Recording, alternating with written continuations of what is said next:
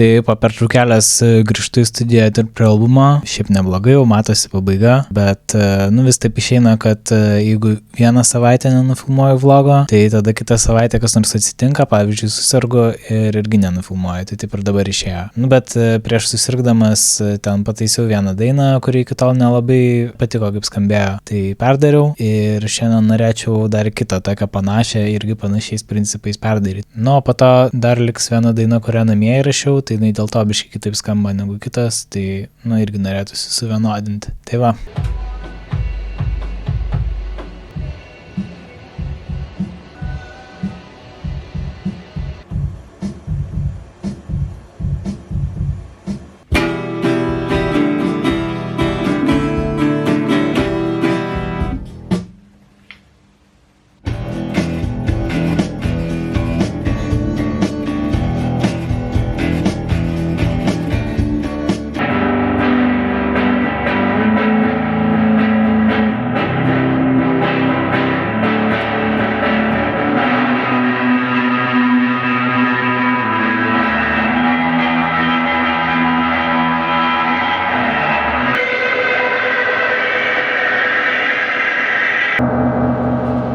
Tai nežinau, perdariau tą dainą taip, kaip norėjau, bet, taip neužtikrintai jaučiuosi dėl rezultatų. Ta ankstesnė, kurią perdarinėjau ten už praeitą savaitę, tai ten tokia idėja buvo, kad pasidarysiu būgnus iš samplerio ir tada įrašysiu gyvai būgnus kartu su gitara ir net su tokiu juodraštiniu vokalu, tipo, kad būtų toks labiau live vibas.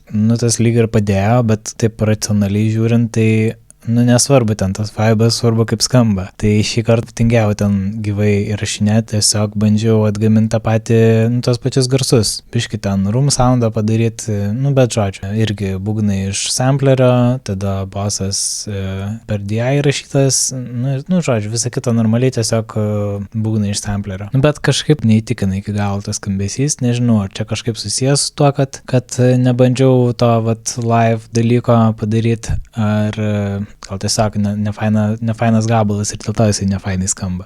Bet nežinau, kažką įrašiau, pažiūrėsiu dar paskui po pertraukos, namie paklausysiu, gal kažkas ir gausis. Tai va, tai šiandien turbūt ir viskas. Tikiuosi, kad iki kitos savaitės atgausiu balsą.